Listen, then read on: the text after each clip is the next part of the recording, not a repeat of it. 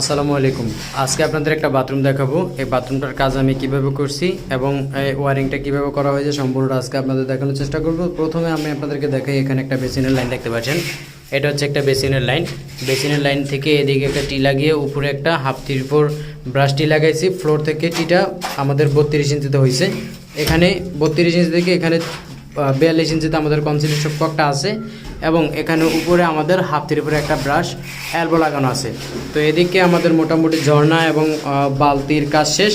এদিকে এসে আমাদের সরাসরি পাইপটা জাস্ট এখানে একটা এলবো লাগানো হয়েছে, এখানে একটা টি লাগিয়ে এখানে উপরে সরাসরি সংযোগ করে দিব আমরা আমাদের এই যে বল বাল্বের সাথে এটা কেটে পরবর্তীতে আমরা সংযোগ করে দিব। তো আমাদের তাহলে কিন্তু এদিকের কাজটা শেষ। এদিকে নিচে এসে তারপরে দেখতে পাচ্ছেন এখানে একটা এলবো লাগাইছি, এখানে একটা এলবো লাগানোর পরে এই জায়গায় কিন্তু একটা আমাদের পুশ শাওয়ারের জন্য লাইন করছি।